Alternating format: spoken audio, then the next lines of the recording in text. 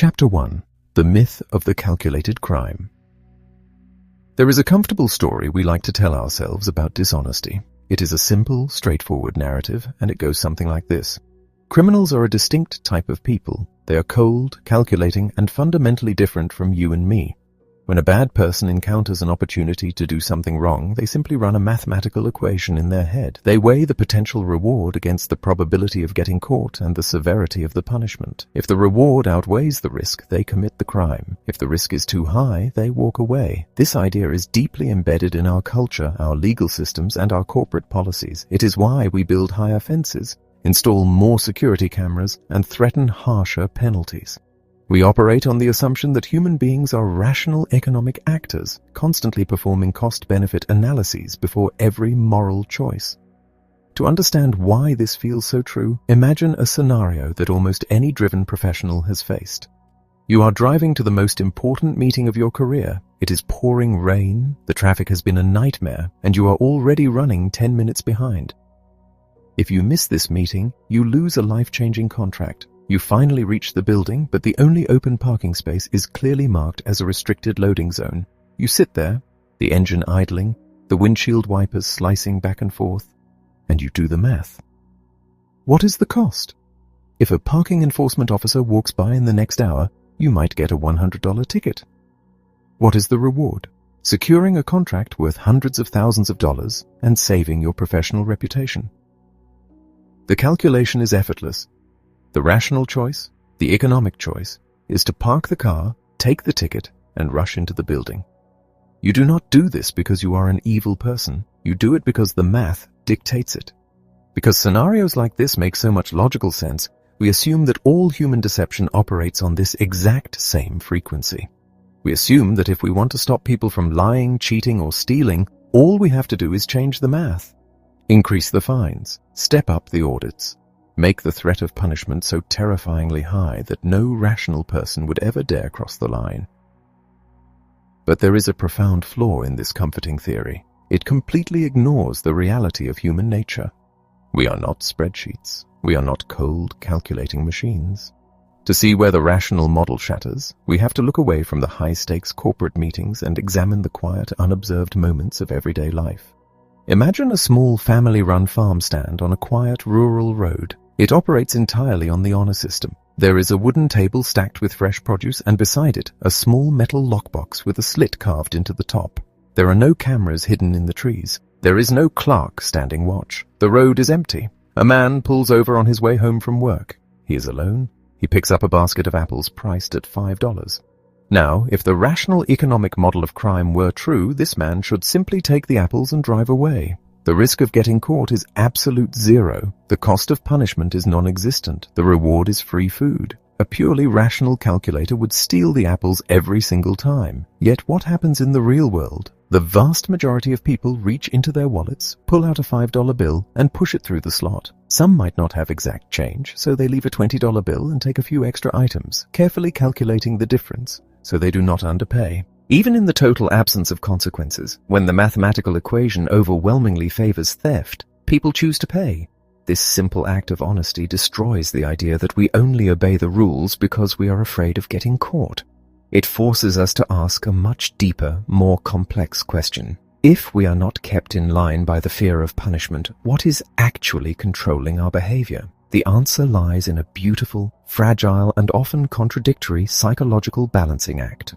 As human beings, we are driven by two conflicting desires. On one hand, we want to benefit from the opportunities around us. We want the extra money, the professional advantage, the easier path. We want the reward. On the other hand, we have a desperate, fundamental need to view ourselves as good, honest, honorable people. We want to be able to look in the mirror every morning and respect the person staring back at us. These two desires are completely incompatible. You cannot lie to gain an advantage and simultaneously maintain a pristine image of your own absolute integrity. Or can you? This is where the human mind performs its most spectacular magic trick. We have developed an astonishing psychological flexibility that allows us to do both. We find the narrow, invisible space where we can cheat just a little bit, enough to gain some benefit, but not so much that it triggers our internal alarm bells and forces us to label ourselves as dishonest. Think of the office supply cabinet. If you were to ask a loyal, hard-working employee to open their colleague's purse and steal a handful of coins to buy a coffee, they would be horrified. They would fiercely defend their own integrity and insist they are not a thief. But that very same employee will walk into the supply room, grab 2 premium notebooks and a handful of expensive pens, and drop them into their briefcase to take home for personal use. Financially, the company loses more money on the stolen office supplies than the value of the coins in the purse. But psychologically, the employee experiences those 2 acts in entirely different universes. Stealing cash from a wallet forces a direct, undeniable confrontation with the reality of being a thief. Taking a notebook is easily softened by a cushion of rationalizations. They work late. They often take work home. The company buys them in bulk anyway. It is just a pen. By keeping the infraction small and wrapping it in layers of justification, the employee gets the reward without paying the psychological price. They keep their self-image completely intact. This is the great revelation about human deception. The most significant threat to honesty in our society does not come from a tiny fraction of master criminals performing cold calculations. It comes from the millions of ordinary, well-meaning people trying to balance the desire to get ahead with the desire to feel good about themselves. We are not calculating the odds of going to jail. We are calculating how much we can bend the rules before our self-esteem breaks. Understanding this completely changes how we must navigate our own lives. We have to stop looking for the boogeyman, the mustache-twirling villain who plots our downfall. Instead, we have to turn our attention inward. We have to examine the quiet, subtle ways we negotiate with our own morals. Because once you realize that honesty is not a strict mathematical equation, but a deeply emotional and highly flexible narrative we write for ourselves every day, you begin to see the world and your own reflection in an entirely different light. Chapter 2. The Flexible Boundary of Truth. We all draw an invisible line in the sand. On one side of this line stands the person we deeply believe ourselves to be, decent, honorable, and fundamentally good. On the other side is the realm of the liar, the fraud, and the thief. We guard this internal boundary fiercely because our sense of self-worth depends entirely upon it. But the strange, beautiful, and sometimes terrifying reality of human nature is that this line is not drawn in permanent ink. It is drawn in the shifting sands of our own psychological rationalizations. We possess a remarkable, almost magical ability to blur this boundary, moving it just enough to serve our immediate desires while keeping our self-respect perfectly intact. This psychological buffer zone is what allows us to navigate a complex world without constantly feeling like terrible people. We do not view honesty as an absolute rigid switch that is either flipped on or off. Instead, we operate with a built-in margin of error. We are willing to stretch the truth, cut a corner, or bend a rule, but only up to the exact point where we can no longer justify it to ourselves. If we cross that invisible threshold, our internal alarm bells ring, forcing us to confront the uncomfortable reality that we are cheating. So we become masters of hovering right on the edge. To truly understand how this mental gymnastics works, we have to look at the stories we tell ourselves when we are completely alone with our choices. Imagine a hard-working professional sitting in a quiet, dimly lit hotel room at the end of a grueling business trip. They are exhausted. They have missed their child's school play. They have eaten terrible airport food for 3 days, and now they are staring at a chaotic pile of receipts that need to be categorized for a corporate expense report. The company policy is clear. Employees are reimbursed only for their own meals while traveling. But as this professional looks at a receipt for a lavish dinner, a quiet negotiation begins in their mind. They had dinner with a former colleague who now works in a different industry. They talked about personal lives, their families, and the weather. But for about 5 minutes over dessert, they briefly discussed a potential future partnership. Now, the professional holds the pen over the form. Do they write off the entire meal as a business expense? If they simply admit it was a dinner with a friend, they pay out of pocket. But the rationalizations quickly flood in to soften the reality. I am underpaid, the mind whispers. I worked right through the weekend. I answered emails on my vacation last month. The company owes me this. Plus, we did talk about business for a few minutes. It counts. With a swift stroke of the pen, the entire dinner becomes a corporate expense. They slide the paper into an envelope and sleep perfectly soundly that night. They do not feel like a thief. If you were to offer that same professional a key to the corporate petty cash box and tell them to take $100 in unmarked bills, they would be profoundly insulted. They would never consider stealing cold hard cash, but burying that exact same financial value inside an ambiguous dinner receipt. That feels entirely different. The question is, why does it feel different? What allows our minds to accept one action while violently rejecting the other? The secret lies in a concept that governs almost every moral compromise we make: distance. The further away we are from the raw, undeniable act of theft, the more our psychological buffer expands. When there are steps, objects, or ambiguous circumstances standing between us and the dishonest act, we find it incredibly easy to maintain our self-image. To see this principle in its purest form, step away from the corporate world and look at a setting where human beings are left entirely alone to police their own honor. Picture a solitary player walking through the quiet, beautifully manicured green of a golf course on a Sunday morning. This is a game famously played without referees. You are your own judge, your own jury, and your own scorekeeper. Our player hits a terrible shot. The ball sails far off the pristine fairway and plunges into the deep, untamed grass of the rough. The player walks over, parts the tall weeds, and finds the ball resting squarely behind a thick, knotted tree root. It is completely unplayable. The strict, unbending rules of the game dictate that the player must accept a penalty, add a stroke to their score, and move the ball to a playable position.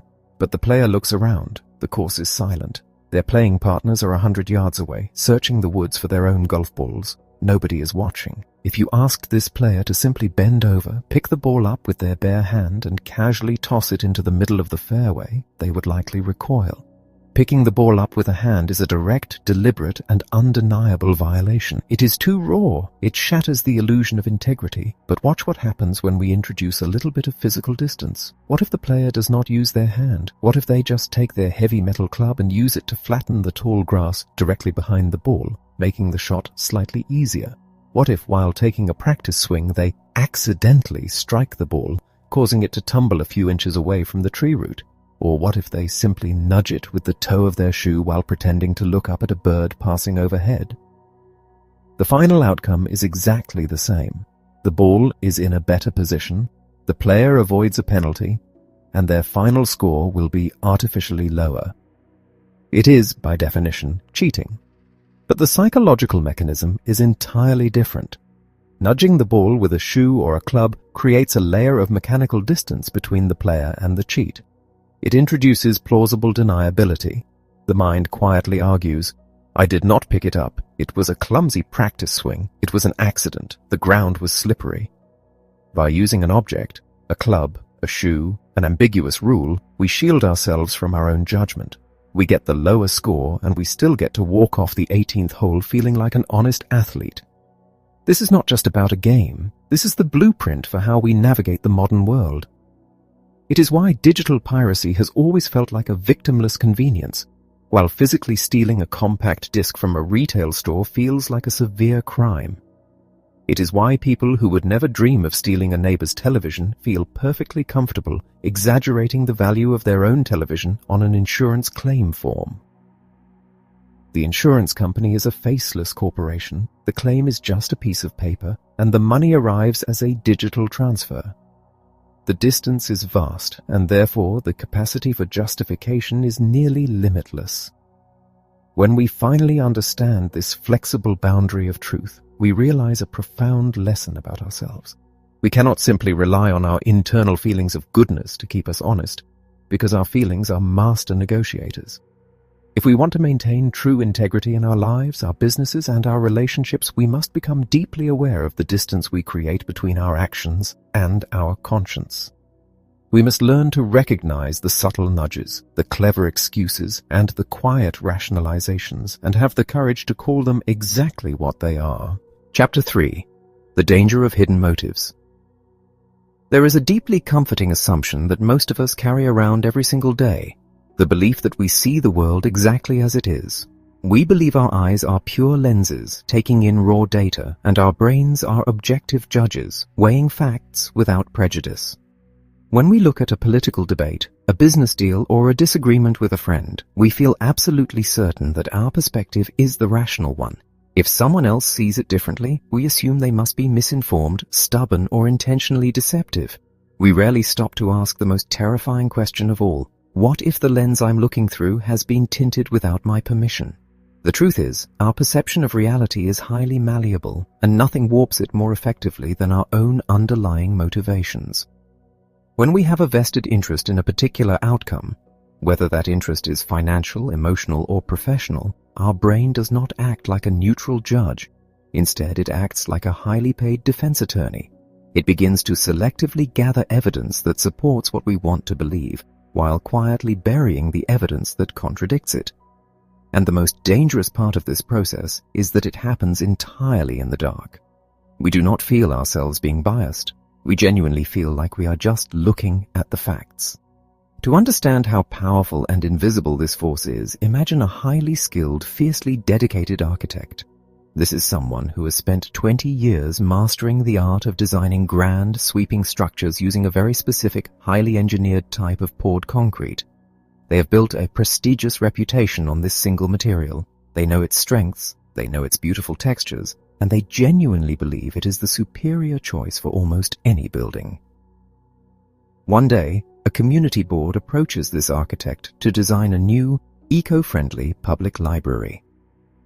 The board stresses that they want the building to be warm, inviting, and constructed with locally sourced, sustainable timber. The architect listens intently. They take notes. But as they begin to sketch, a quiet, completely subconscious resistance takes over. The architect looks at the timber specifications and immediately sees flaws. They magnify the fire risks in their mind. They focus heavily on the long-term maintenance costs of wood. They look at the soaring ceilings the community wants and determine that only their signature concrete can safely support the span.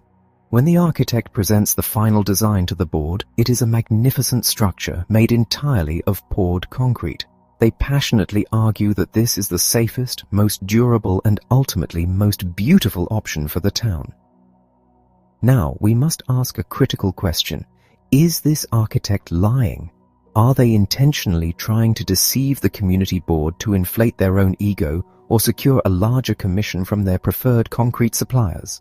If you were to hook this architect up to a lie detector test, they would pass with flying colors. They are completely, profoundly sincere. They genuinely believe they are saving the town from a terrible mistake. But their sincerity does not make them objective. Their entire professional identity, their past successes, and their financial stability are all deeply intertwined with one specific way of seeing the world. Their motivation to use concrete completely blinded them to the legitimate benefits of any other material. They did not consciously choose to ignore the client's wishes. Their brain simply filtered the information so that their preferred outcome felt like the only logical, responsible choice. This is the hidden danger of conflicts of interest. We tend to think of a conflict of interest as a cartoonish scenario where someone in a dark alley hands a politician a briefcase full of unmarked bills. We think of bribery. We think of corruption. We assume that as long as we are good, honest people who would never accept a blatant bribe, we are immune to the influence of external forces. But true conflicts of interest do not announce themselves. They do not arrive in briefcases. They arrive in the form of subtle loyalties, unspoken expectations, and small, seemingly harmless favors. Think about a young, ambitious consultant who is hired to audit a struggling mid-sized company. Their job is to find the inefficiencies, write a brutally honest report, and present it to the board of directors. On the first day, the CEO of the company greets the consultant with incredible warmth. The CEO clears their schedule, buys the consultant a fantastic lunch, and spends 2 hours praising the consultant's previous work, treating them as a brilliant savior who is finally going to fix their broken company. Over the next few weeks, the CEO drops by the consultant's desk, shares personal stories, and makes sure the consultant is completely comfortable. When it comes time to write the report, the consultant discovers that the root cause of the company's failure is the CEO's own disastrous mismanagement. The objective truth is that the CEO needs to be replaced, but as the consultant stares at the blinking cursor on the screen, the invisible weight of reciprocity begins to press down. It is incredibly difficult for human beings to actively harm someone who has been unfailingly kind to them. We are deeply social creatures, wired for connection and mutual support. So the consultant's brain begins its quiet defense strategy. The phrasing of the report subtly shifts. Instead of saying the CEO is incompetent, the report suggests that the executive leadership team faces complex market headwinds. Instead of recommending immediate termination, the report suggests executive coaching and restructuring. The consultant hits print, feeling like they have delivered a fair, balanced, and professional assessment. They do not feel corrupted. They feel nuanced. But in reality, their objectivity was purchased, not with $1 million bribe, but with a few lunches and a heavy dose of flattery. This is why navigating our own honesty is so incredibly difficult. It is not enough to simply declare ourselves to be good people with strong moral compasses. A moral compass is useless if the magnetic field around it has been quietly altered. If we want to make clear, honest decisions in our personal and professional lives, we have to stop trusting our feeling of objectivity.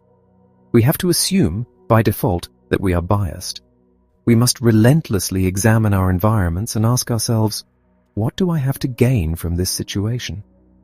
Who has been kind to me? What outcome makes my life easier, richer, or more comfortable? Once we identify those hidden motives, we cannot just try to think past them. We have to actively remove ourselves from the situations that compromise us, or invite entirely neutral third parties to check our work. True integrity does not come from believing you are incorruptible. It comes from deeply understanding exactly how easily your vision can be blurred and taking the necessary steps to clean the glass. Chapter 4. The Exhausted Moral Compass. There is a kind of tiredness that a good night of sleep cannot completely fix.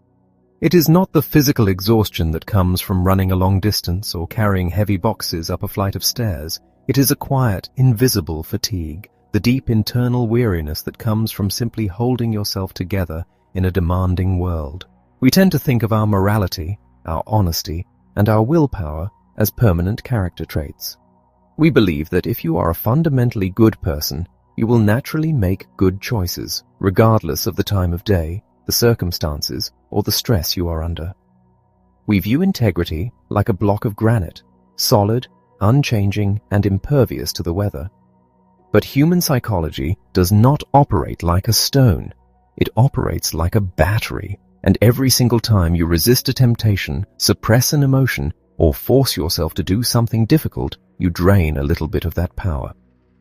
To truly feel how this works, let us walk through the perfectly ordinary Tuesday of someone who is simply trying to do everything right. Imagine a dedicated parent and professional waking up to a blaring alarm at 6 a.m. The bedroom is freezing. Every instinct in their body screams at them to hit the snooze button and pull the warm blankets back over their head. But they draw on their willpower, throw off the covers, and get out of bed. That is the first drain on the battery. They walk into the kitchen. On the counter is a box of fresh, sugary pastries left over from a neighborhood gathering. Their mouth waters. They crave the sugar, but they are trying to be healthy. So they forcefully push the box away and make a bowl of plain oatmeal instead. The battery drains a little more.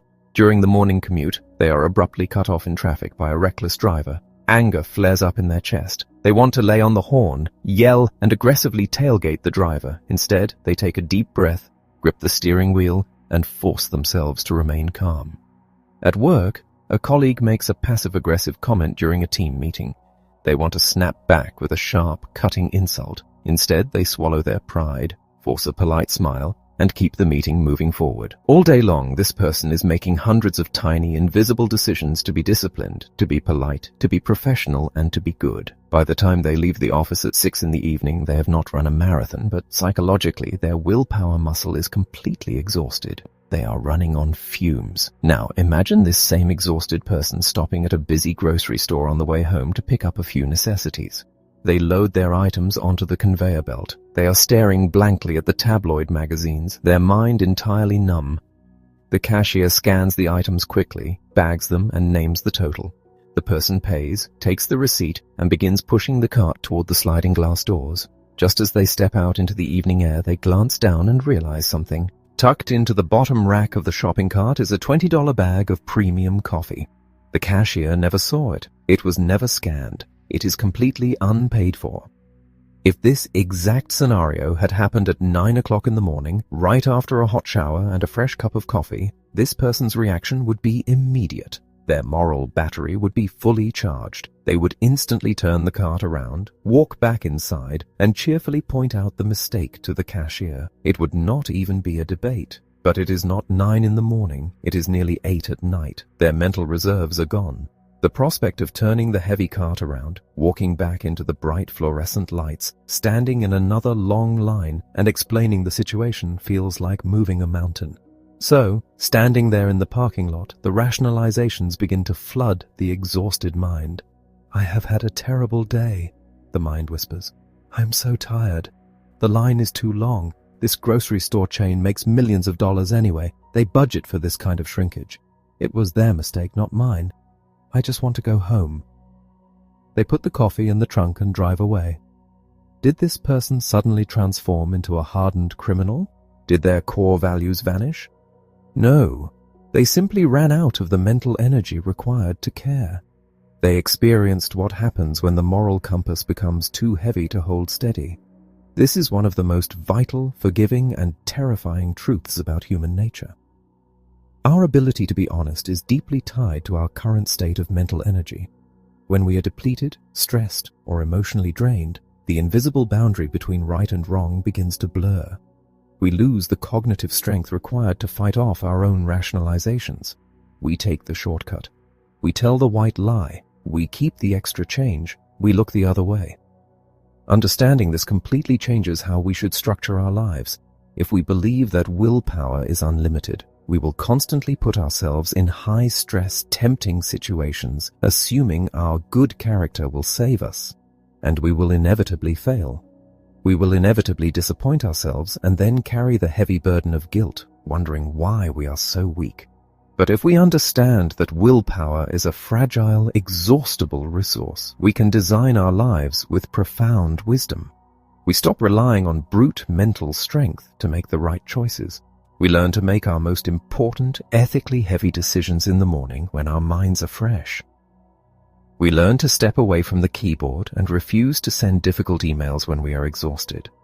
We build guardrails into our routines so that when our willpower inevitably fails at the end of a long day, our environment protects us from our own tired minds. We are not perfect machines of integrity. We are deeply human. And the first step to maintaining our honor is having the humility to admit exactly how tired we truly are.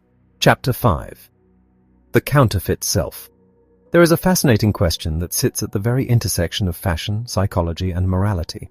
Does the way we present ourselves to the outside world change who we actually are on the inside?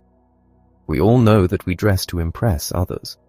We wear tailored suits to project authority, bright colors to project energy, and expensive brands to project success. But there is a much deeper, quieter conversation happening when we put on our clothes every morning. We are not just sending signals to the people around us, we are actively sending signals to ourselves. And sometimes those signals have a profound and devastating impact on our internal moral compass. To understand how this invisible mechanism works, we have to look at the seductive, booming industry of counterfeit luxury goods. Imagine an incredibly driven, hard-working professional who is desperate to break into the upper echelons of their industry. They see the senior partners at their firm wearing magnificent $10,000 luxury watches. To this young professional, those watches are not just instruments for telling time, they are the ultimate symbols of having made it. But they do not have $10,000 to spare. One weekend, while on a trip to a bustling foreign market, they stumble upon a vendor selling counterfeit goods. Behind a folding table is a watch that looks identical to the authentic masterpiece. It has the same weight, the same logo, the same sweeping second hand, and it costs $50. The professional buys it feeling a rush of adrenaline. They have beaten the system. They have acquired the symbol of ultimate success for a fraction of the cost. On Monday morning, they strap the watch to their wrist and walk into the office. At first, they feel a surge of confidence. They feel like they belong, but then a subtle, invisible shift begins to occur in their mind. A senior partner notices the watch and compliments it, asking if it was a gift. The young professional smiles, thanks them, and allows the partner to believe it is real. In that exact moment, a critical psychological boundary is breached. The professional knows they are lying. But more importantly, the watch itself acts as a constant physical reminder on their wrist that they are actively engaging in a deception. Every time they check the time, they are reminded that their outward projection of success is a complete fabrication. Now, we might assume that the impact of this lie stops right there at the wrist, but human psychology is incredibly fluid. When we take one step across the line of integrity, our brain performs a fascinating and dangerous maneuver known as the what the hell effect. Once the young professional has accepted that they are a person who wears a fake watch and silently lies about it to their colleagues, their internal self-image begins to subtly degrade. They have already broken the seal of their own authenticity. They have already admitted to themselves, through their own actions, that they are willing to be a fraud. So later that afternoon, when they are filling out a complex quarterly report and realize they are slightly short of their target metrics, the mental leap to fudge the numbers is significantly shorter. "What the hell?" their subconscious whispers. "I am already wearing a lie. I have already compromised my integrity today. What does one more slight exaggeration matter?" They adjust the numbers on the report. A few days later, they nod silently when the boss gives them sole credit for a project that was actually a team effort. The counterfeit watch did not just trick the people in the office, it tricked the wearer. It infected their self-image. By choosing to wear something fake, they subtly trained their brain to view themselves as a fake person, which made every subsequent dishonest act feel completely natural. This phenomenon relies on a psychological concept called self-signaling. We tend to believe that we know exactly who we are, that our character is fixed and fully understood. But the reality is that we are constantly observing our own behavior to figure out our own moral standing. We watch ourselves just like we watch other people. If we see ourselves doing something good, like giving up our seat on a crowded train, we signal to ourselves that we are compassionate, and we carry that pride through the rest of the day. But if we catch ourselves wearing a knockoff, using a pirated piece of software, or carrying a counterfeit designer bag, we send ourselves a dark, undeniable signal. We are the type of person who cheats. Once we absorb that signal, the dam breaks.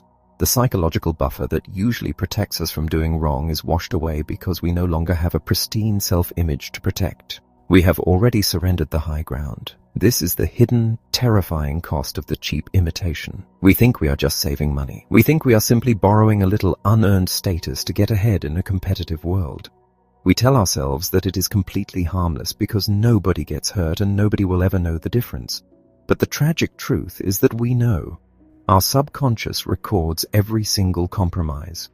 Understanding the counterfeit self is essential because it applies to so much more than fake leather bags and imitation watches. It applies to counterfeit resumes where we inflate our past titles. It applies to counterfeit social media profiles where we heavily filter our reality to project a life of flawless happiness. Every time we present a fabricated version of ourselves to the world, we are actively eroding our own moral foundation. We are quietly telling ourselves that our true unvarnished self is not enough, and that deception is our only path to worthiness. The journey to true, unshakable integrity requires us to brutally audit the fakes in our lives. It demands that we strip away the unearned symbols of status and the exaggerated stories we tell about our achievements, because until we are willing to stand in the world exactly as we are, flawed, genuine, and unapologetically real, we will always be vulnerable to the quiet, corrupting whisper that tells us one more lie will not hurt. Chapter 6. Believing Our Own Lies. There is a popular metaphor that compares human memory to a video camera, silently recording the events of our lives onto a permanent, unalterable tape. We like to believe that when we look back on our past, we are simply pressing play and watching objective reality unfold on a screen. But psychologists and neuroscientists know that this is a complete fiction. Memory is not a video camera. It is a Hollywood editing room. We are constantly splicing, cutting, adding a soaring soundtrack, and digitally enhancing the footage to make sure that we remain the undeniable hero of our own story. Most of the time, this internal editing process is harmless. It is a psychological survival mechanism that softens the edges of our past embarrassments and amplifies our small victories, allowing us to move forward with confidence. But there is a much darker side to this cognitive editing room. It is the terrifying process by which we actively tell a lie to the world, and then, slowly and seamlessly, begin to believe that lie ourselves. We tend to think of deception as a two-person game. There is the liar who knows the truth and the victim who is fooled. We assume the liar always carries the secret knowledge of their fraud, burdened by the heavy weight of the truth. But human psychology is far too fragile to sustain that kind of chronic guilt. We cannot easily tolerate the agonizing friction between receiving immense praise from the outside world and knowing deep in our hearts that we are a total fraud. To resolve this unbearable tension, the human brain performs its most brilliant and dangerous magic trick. It simply deletes the memory of the cheat. To see how quietly this transformation happens, imagine a talented but struggling chef who opens a small, independent restaurant. For the first 2 years, they barely survive. The tables are half empty, the reviews are mediocre, and bankruptcy is looming. In a moment of sheer desperation, the chef decides to hire a shady marketing firm that specializes in manufacturing fake internet reviews. Overnight, hundreds of glowing 5-star reviews flood the restaurant's online profiles. Fictional customers rave about the visionary menu, the flawless service, and the life-changing atmosphere. The strategy works perfectly. Within a month, the restaurant is completely booked. There is a line around the block. Local food critics, influenced by the massive online hype, come in and write genuinely positive articles caught up in the energy of the crowded dining room. Now look closely at the mind of this chef. On the day they signed the contract for the fake reviews, they knew exactly what they were doing. They knew it was a desperate, dishonest manipulation. But fast forward 1 year. The restaurant is a resounding success. The chef is being invited to speak on culinary panels and is signing a lucrative cookbook deal. When the chef walks through their bustling dining room, absorbing the applause and the respect of their peers, do they feel like a fraud? Absolutely not. The internal narrative has completely shifted. If you were to sit down with this chef and ask them the secret to their explosive growth, they would not mention the marketing firm. They would not even think about it. Instead, they would look you dead in the eye and talk passionately about their relentless work ethic. They would talk about how they refined their flavor profiles, how they never gave up on their dream, and how the public finally woke up to their culinary genius. They are not lying to you in that moment. They have successfully lied to themselves. They have internalized the fabricated success and integrated it into their own identity. The cheat was just a temporary stepping stone. Their current greatness, in their mind, is an absolute objective fact. This is the phenomenon of self-deception, and it is arguably the most dangerous form of dishonesty in existence. When we cheat other people, we still maintain a grip on reality. We know what is true and what is false, which means we can eventually correct our course. But when we cheat ourselves, the compass shatters. We lose contact with our true baseline of ability. You see this everywhere in the modern world. You see it in the amateur investor who uses an unfair insider tip to make a massive profit on a single stock and then immediately rebrands themselves as a financial visionary, pouring the rest of their savings into terrible investments because they genuinely believe they have a golden touch. You see it in the student who uses a hidden earpiece to ace a grueling entrance exam for a prestigious medical program, only to arrive on the first day fundamentally believing they belong there, completely unequipped for the realities of the work. Self-deception inflates a beautiful, shimmering balloon around our egos. It feels wonderful on the inside. But the tragic reality of this psychological trap is that reality always, eventually, demands a reckoning. The chef who believes their own hype will eventually open a second restaurant without the fake marketing and watch it collapse because they never actually learned how to build an organic audience. The investor will lose their fortune. The balloon always pops. If we want to build lives of true, enduring strength, we must become relentlessly vigilant about the stories we tell ourselves regarding our own success. We have to be willing to look in the mirror and strip away the favorable lighting. When we achieve something great, we must have the profound humility to ask ourselves, how much of this was my actual unvarnished talent? How much was luck? And how much was an artificial advantage that I am quietly trying to ignore? Having the courage to recognize our own limitations and refusing to take credit for the illusions we project into the world is agonizing work.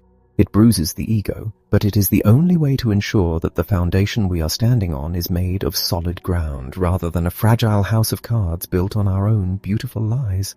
Chapter 7. The Dark Side of Creativity. In our modern world, there is perhaps no trait we place on a higher pedestal than creativity. We worship the innovators, the visionaries, and the out-of-the-box thinkers. We teach our children to color outside the lines, to challenge the status quo, and to disrupt traditional ways of doing things. We view creativity as a pure, unadulterated force for good, the magical engine that cures diseases, composes symphonies, and pushes humanity forward. And it is all of those things. But like every powerful force in the universe, creativity casts a long and complicated shadow. There is a hidden, darker side to the imaginative mind, one that rarely gets discussed in commencement speeches or corporate seminars. To understand this shadow, we must first understand what creativity actually is at a neurological level. A highly creative person is simply someone whose brain is exceptionally good at drawing connections between seemingly unrelated things. When a rigid, literal thinker looks at a brick wall, they see a dead end. When a creative thinker looks at that same wall, they see a canvas, a stepping stone, or a structural foundation for a new door. They are master storytellers, capable of weaving fragmented facts into a beautiful, seamless narrative. But what happens when you take that magnificent storytelling engine and apply it to a moral dilemma? Imagine a brilliant, fiercely passionate entrepreneur who has spent the last 5 years of their life developing a revolutionary, low-cost water filtration system. This is not a greedy person. They genuinely want to save lives in developing nations. They have sacrificed their savings, their relationships, and their sleep for this noble cause. But as they prepare for a massive make-or-break presentation to a room full of venture capitalists, they hit a devastating roadblock. The prototype has a flaw. It works perfectly in 90% of conditions, but in highly specific, rare environments, the filter degrades too quickly. The entrepreneur knows that if they tell the investors about this flaw today, the funding will be pulled, the company will go bankrupt, the technology will die in a lab, and the millions of people who could have been saved by the 90% effective filter will be left with nothing. A rigid, rule-following thinker might look at this situation, see the terrifying black-and-white reality, and simply admit defeat. They would step up to the podium, tell the truth, and watch their dream collapse. But our entrepreneur is a visionary. Their brain is a world-class rationalization machine. Standing outside the boardroom doors, the creative mind goes to work, spinning a masterful narrative to bridge the gap between what is true and what is necessary. The internal monologue begins. If I tell them about the flaw, everyone loses. But if I project confidence and tell them the prototype is flawless, they will write the check. With that money, I can hire better engineers. We will fix the flaw before the product ever goes to market. No one will ever know. The investors will get rich and the world will get clean water. Therefore, telling this lie is not a deception. It is actually a profound moral obligation. It is an act of leadership. With that beautiful, airtight story playing in their head, the entrepreneur walks into the room, looks the investors dead in the eye, and lies with absolute, unshakable conviction. They do not feel like a con artist. They feel like a hero. And that is the terrifying danger of the creative mind. The more imaginative and articulate you are, the better you are at inventing incredibly persuasive reasons why the rules should not apply to you. You possess the cognitive vocabulary to reframe a blatant lie as a strategic omission, a stolen idea as creative inspiration, or a fraudulent financial projection as a visionary forecast. The psychological buffer zone that we all use to maintain our self-image is incredibly elastic for a creative person. Because they can view any situation from 10 different angles, they can always find the one angle that paints them in a favorable light. They can connect the dots of their own misbehavior in a way that forms a picture of a victim, a martyr, or an unappreciated genius. This is the storyteller's trap. When you are deeply skilled at writing the script of reality for other people, it becomes dangerously easy to rewrite the script of your own integrity. You begin to treat facts as mere suggestions, raw materials to be molded into whatever narrative serves your current emotional or professional needs. You see this subtle slide in every industry that prizes creative thinking. The brilliant advertising executive who creates an emotionally manipulative, deeply misleading campaign for an unhealthy product does not go to sleep thinking they are poisoning the public. They go to sleep thinking they have executed a masterpiece of human psychology. The freelance designer who quietly double bills a client for hours they did not work does not view it as theft. They reframe it as a retroactive value tax because the client was difficult to deal with. The story always softens the blow. This is not a condemnation of creativity. It is a warning to those who possess it. If you pride yourself on being a free thinker, a visionary, or a storyteller, you must recognize that your greatest gift is also your greatest vulnerability. You are walking through life carrying a skeleton key that can unlock almost any moral boundary. How do we protect ourselves from our own brilliant excuses? We must learn to anchor our soaring minds to the heavy weight of objective truth. We must actively seek out the rigid literal thinkers in our lives, the accountants, the truth-tellers, the people who do not care about the beauty of our stories, and give them permission to hold us accountable. We must learn to pause when we feel that rush of imaginative rationalization taking over and ask ourselves a brutal question: am I actually doing the right thing, or am I just telling myself a really great story? True creative genius is not found in the ability to cleverly escape the truth. It is found in the courage to look at the unvarnished, imperfect reality of our lives and use our imagination to build something magnificent within the boundaries of honor. Chapter 8. The Contagion of Dishonesty.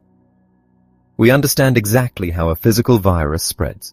We know that if we walk into a small, unventilated room where someone is coughing, the invisible particles in the air will eventually find their way into our own lungs.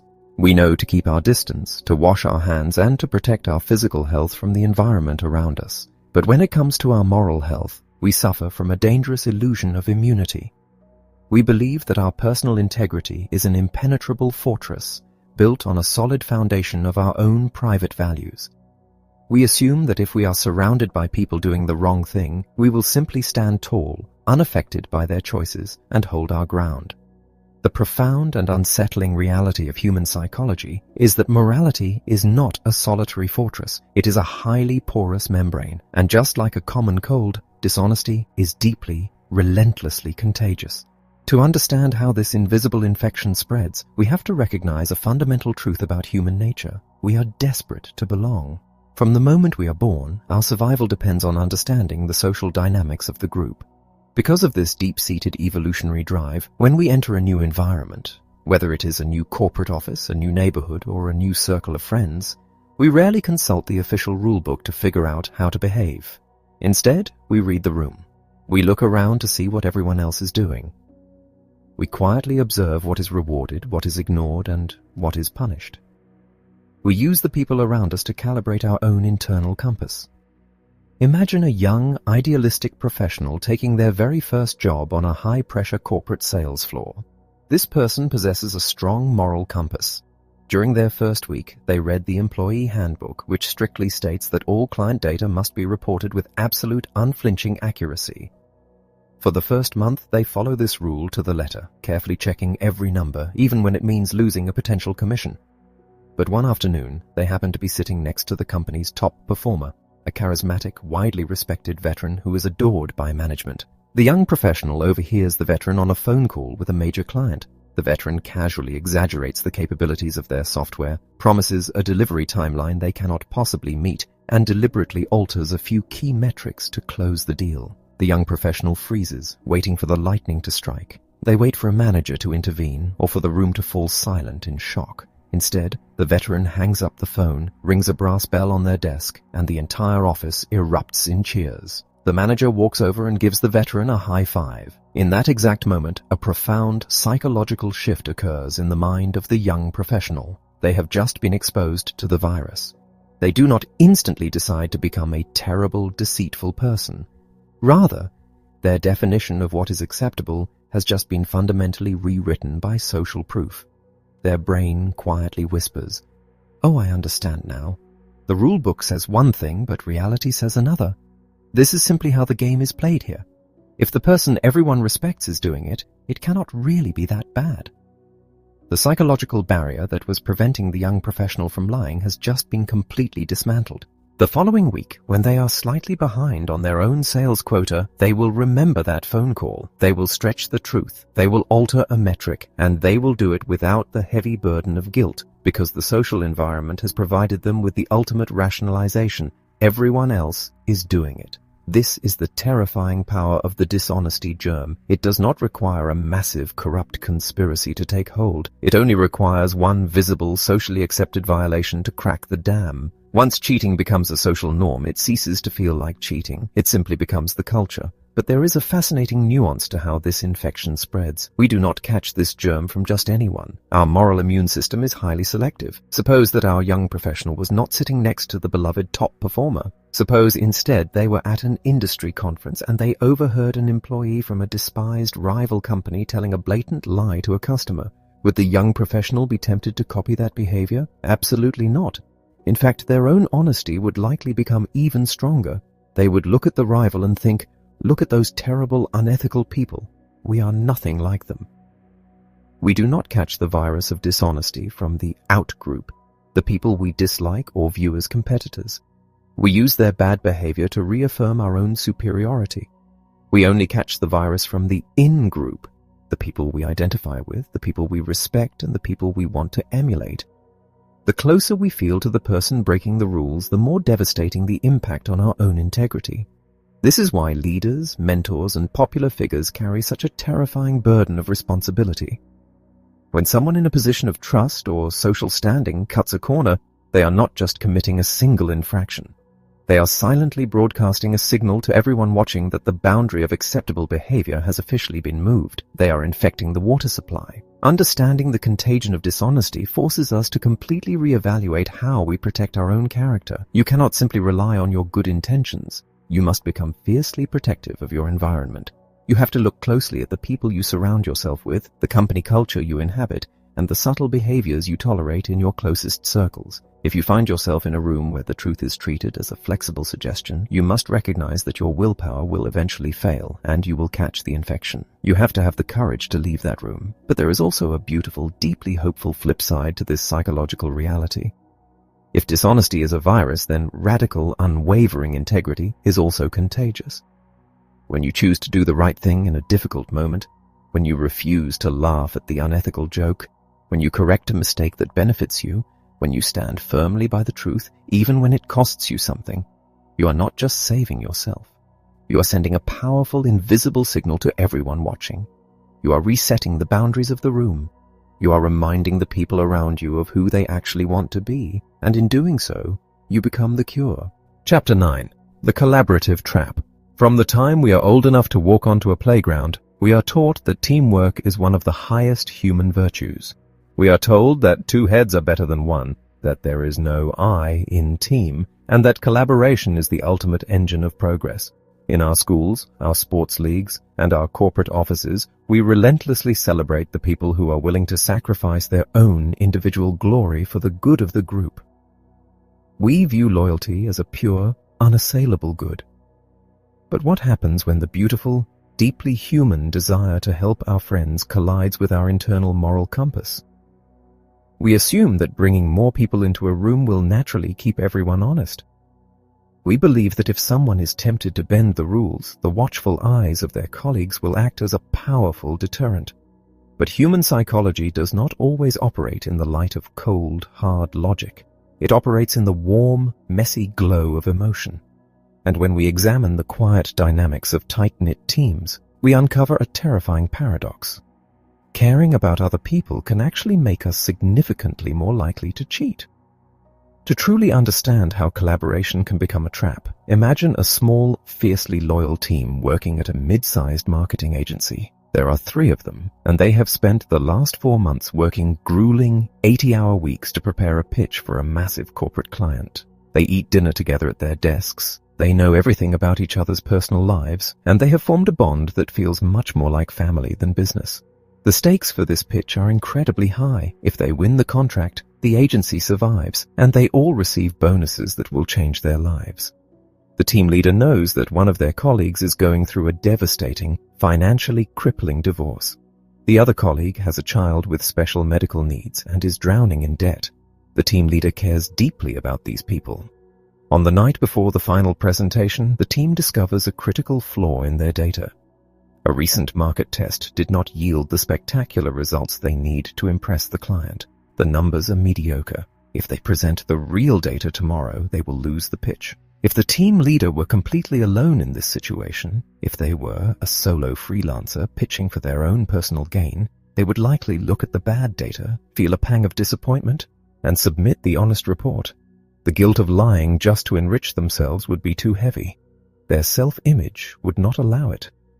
But the team leader is not alone. They look across the room at their exhausted, desperate friends.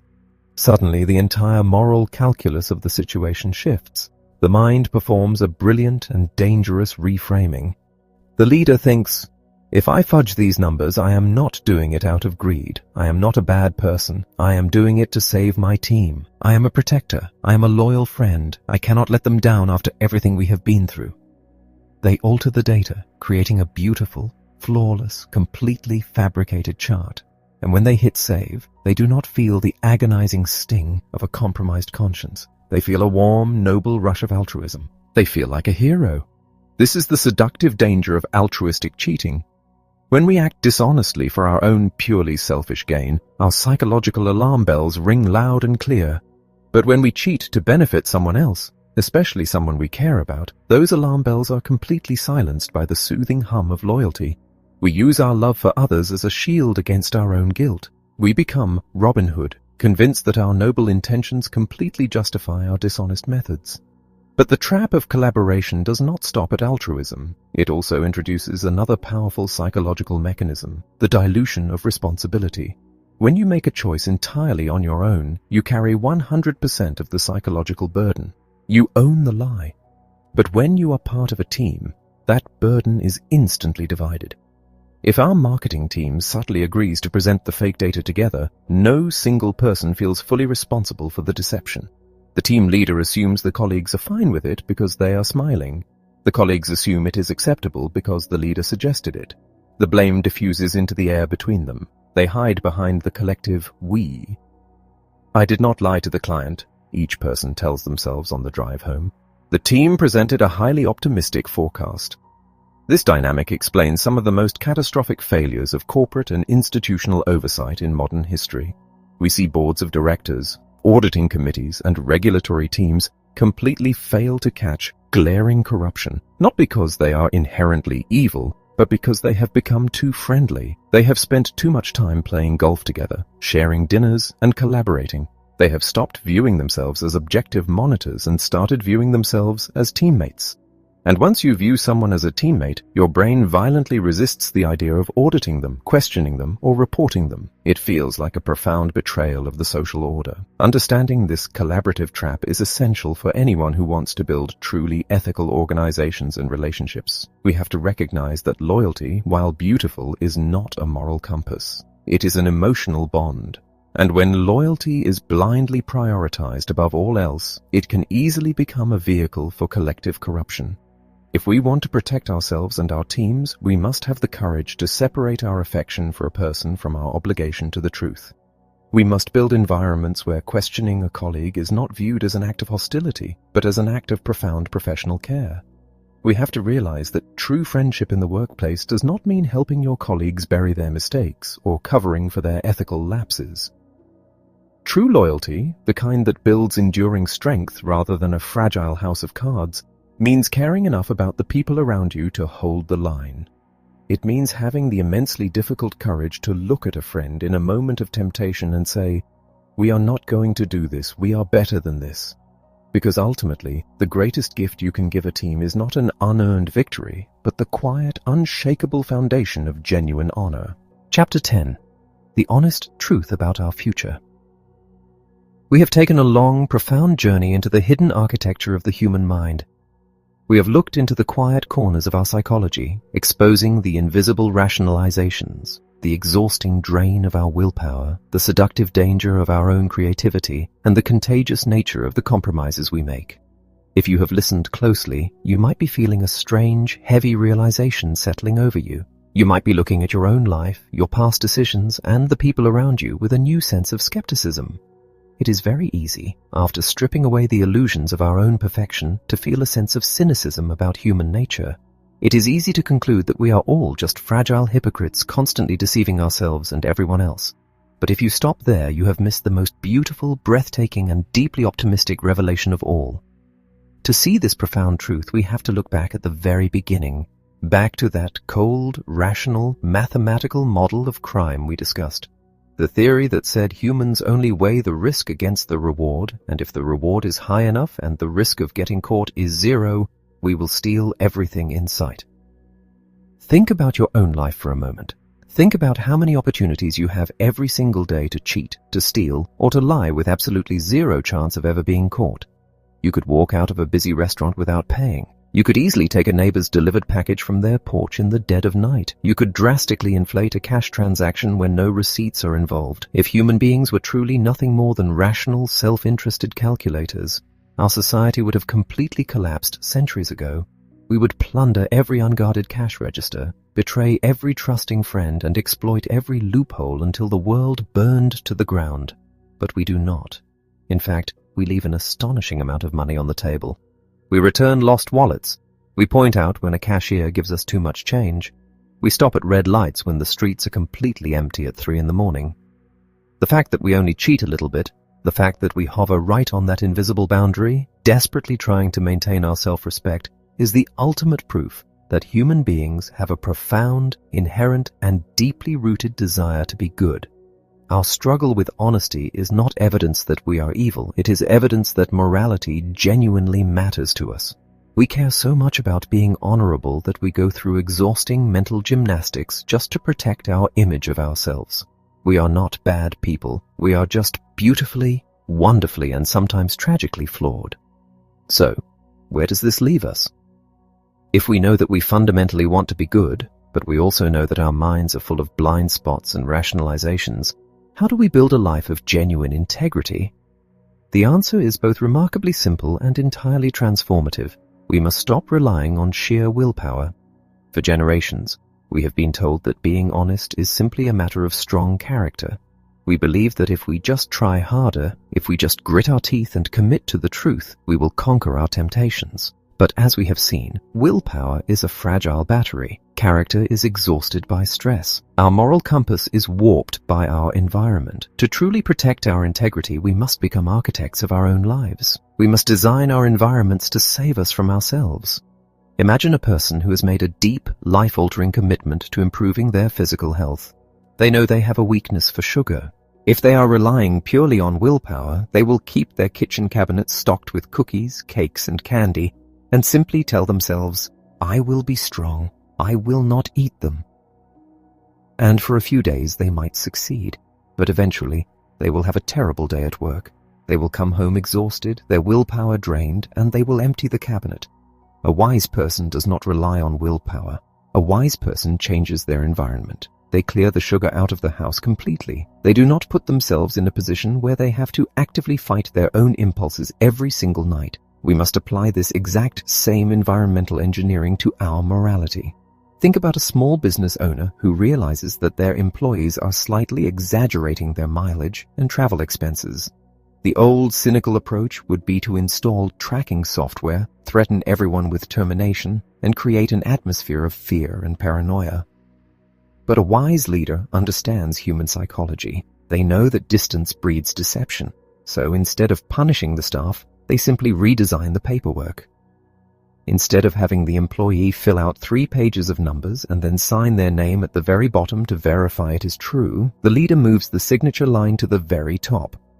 Before the employee writes down a single number, they must sign a statement declaring, "I promise that the information I am about to provide is completely accurate." That single, simple change acts as a psychological speed bump. It forces the brain to engage its moral awareness before the temptation to fudge the numbers even begins. It closes the psychological distance. It brings the person back to their core values at the exact moment they need them most. This is how we must navigate our entire lives. We must actively insert moral reminders into our daily routines. If we know that we are exhausted and vulnerable to bad decisions late at night, we must make a strict rule to never send sensitive emails or negotiate important deals after 6 in the evening. If we know that we are easily blinded by hidden motives, we must build a trusted circle of mentors who have no financial stake in our lives and grant them permission to tell us the brutal truth. If we know that dishonesty is contagious, we must relentlessly curate the people we spend our time with. violently cutting ties with environments that treat integrity as a joke. We do not need to walk through the world feeling ashamed of our human vulnerabilities. The urge to cut a corner, the desire to paint ourselves in the best possible light, the temptation to take the easy way out, these are not signs that you are broken. They are signs that you are human. The honest truth about our future is that it will never be perfect. We will still make mistakes. We will still occasionally fall for our own beautiful stories. But when we finally drag our irrational nature out of the shadows and into the light, we strip it of its power over us. We stop fighting a losing battle against our own biology, and we start building systems that lift us up. You have the extraordinary power to design a life where honesty is not a constant, exhausting struggle, but a natural, protected default. You have the ability to acknowledge your flaws, guard your environment, and walk forward with a deep, unshakable, and truly authentic sense of honor. The journey to truth does not end here. It begins the moment you step out into the world, look at your own wonderfully imperfect reflection, and finally accept the glorious, messy, deeply human reality of exactly who you are.